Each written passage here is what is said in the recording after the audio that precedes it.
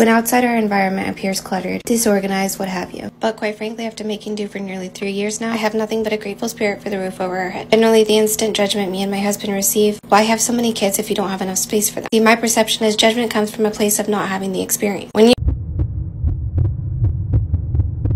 Hey y'all, it's Destiny, and I don't know if y'all saw this family, the resilient Jenkins, on TikTok, but it's a mess. Just imagine 4 children, 2 adults living in a 1-bedroom apartment.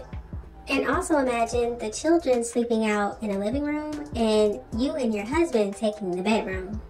And of course, all of the children don't have beds. No. See, the parents get the bed and the bedroom. The children, they have pallets on the floor. So this woman and her husband decided to get on TikTok and share their story about sleeping in a 1-bedroom with 4 children, and they're about to have their 7th family member. So that's going to be 5 kids and 2 parents. Now I know this sounds crazy, but trust me, it gets crazier. Watch this. As you can read in the caption above, we're a family of 6 going on 7 living in a 1-bedroom apartment. As the kids grow older, that means we constantly have to adapt our environment to give them more means for privacy and extra space. When outside our environment appears cluttered, disorganized, what have you. But quite frankly, after making do for nearly 3 years now, I have nothing but a grateful spirit for the roof over our head. Generally, the instant judgment me and my husband receive, why have so many kids if you don't have enough space for them? See, my perception is judgment comes from a place of not having the experience. When you've experienced enough, you generally don't judge people. I can tell you after everything I've been through in the past 3 years, there's very little I have to judge people. I would be lying if I said there wasn't a point in my life that I was so naive that I might have judged a poor person based off their appearance. And like I said, I have learned a lot. I generally look like I'm roughing it, but that's because our kids come first. I do everything I can to keep our environment clean and tidy. When it comes down to it, I could shove everything my kids have in 1 bedroom of some of these houses I see, and it would really look like nothing. We try to teach our kids to take care of what they have, be grateful for what we have, we keep praying and pushing for the growth that we want. Appreciate y'all watching. See you in the next video. The only thing that doesn't make sense to me is the fact that she never answered why did she continue to have children. So I found another video that breaks down their family unit and how they all came together, so watch this. The resilient Jenkins family of 6 going on 7 living in a 1-bedroom apartment. They have a mom and a dad. They started talking during the pandemic era. They ended up moving in together. The mom already had 2 daughters and the dad already had a son. They got together and they had this really cute toddler. Well, now they're pregnant with another child. So all together, they now have 5 children. The reason that internet's talking about them is because they're living in a 1-bedroom apartment, but the mom and the dad sleep in the bedroom on a bed, but the children sleep in the living room on like little mats. So the internet's like, what the hell? Why wouldn't you just put them in the room? Also, why are you leaving children in the living room to sleep by themselves? What if someone walks in, or what if the children just open the door and leave? So people are really concerned for the safety and also the living situation. Also, why are you having more children if you can't afford to house the children that you already have? The mom, she's a stay-at-home mom. The read that I get from her is that she is a really loving mom. Her kids are well fed, she cooks with them, she takes them to the park. The mom and the dad, they got together, they have their own children, they wanted to have a child together. And in the meantime, you're working to better your conditions. I know this economy is actually insane and really difficult. But if they were already struggling and didn't have the money to get a bigger place for all of those children and themselves, why have another baby? How can you afford another baby, but you can't afford a bigger place to live? But after this child, she wants to continue having children. From what I gathered from stalking her TikTok was that she's been wanting to become like a mommy content creator so she can make money. She talks about like, if I can make money off of making TikTok content, my husband says that we can have more children because now we can't afford them. So her goal is to be a stay-at-home mom, TikTok mommy content creator. But I don't think she understands that making content is so much work. And when you have this amount of children, children are gonna have to be a priority. Also, influencing isn't a set gig. It can come and go. It's not forever. I just don't think it's smart to rely on TikTok as your source of income. I know she's been trying to make it with her content and cooking, and then she started sharing the content about their living conditions, and that's where she started going viral. Which she even said, I knew that if I ever did go viral on this app, it would be for hate. It's not that it's hate, it's just that people are genuinely concerned for their children. Now let's get Exactly, it's concern for the children. You have your children sleeping out by the front door. You're not concerned about that? You're all comfy in your bedroom with your husband and your children are sleeping out in the front. to the dad. The dad is a gig worker, DoorDash, Uber driving, etc. He works 12-hour work days. Everyone's talking about, oh, he should sell the PS5 and buy the kids a bunk bed. That's a dumb argument because it says like poor people can't have nice things. Maybe he got this a long time ago. Anyway, so he works 12-hour work days, out of the house for 12 hours a day, door dashing. It's not really good money. Like, go get a stable job. But then calculated it. So they live in Portland, Oregon. If he works 40 hours a week, let's say at a job, making $15 an hour, which is what the minimum wage in Portland, Oregon is, or it's almost $16 an hour, he would make $600 a week, $2,400 a month. Average rent in Portland, Oregon for a one bedroom is $1,200. So that leaves $1,200 left at the end of the month on solely his income. You have to feed all these people. $1,200 is not a lot of money. And then I calculated it, let's say $300 on groceries a week. That literally adds up to $1,200 a month. I know groceries cost way more than that. Yeah, the kids have no beds. They sleep in the kitchen floor, living room. It's very crunchy in Portland, Oregon. I'm so glad she's doing these calculations because they don't want people to talk about them because they decide to have more children. She also talked about in the video how she didn't have the money to move into a bigger place with more bedrooms. And did she say the husband does DoorDash? Wow.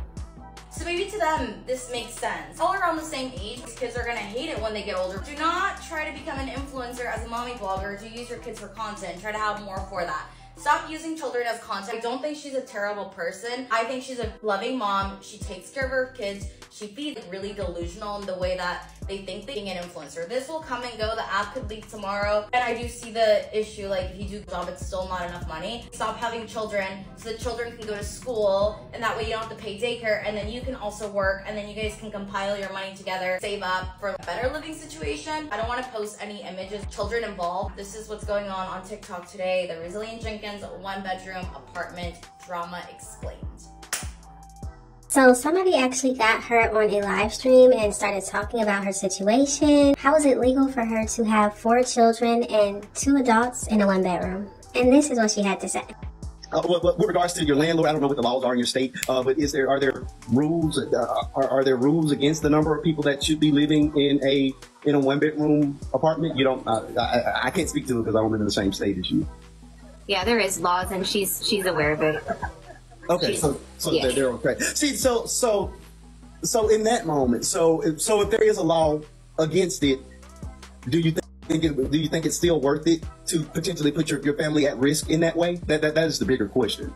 I think that because nobody would have known had you not done the video. You see do you understand where I'm getting at? Yeah, but I get curious. Where was their interest in it 3 years ago? Because it's been our situation for 2.5 years. Okay. You know, and technically when I moved in with him, we were already over numbers, and it's kind of just we've tried to do what we can, but you know, situation just kept us here. And like I said, the people who could come at us for it already know, and even at school. They're well aware of our living situation. So there are a lot of people on TikTok giving their opinion on this situation. So listen to this. I don't think you're classist or you hate poor people just for saying, hey, y'all had enough people living in that one bedroom, you didn't need to create another. And this is coming from someone who lived in a situation with 5 people in a one bedroom. My mom got the room. Me and my 3 siblings would sleep on a pull-out couch in the living room.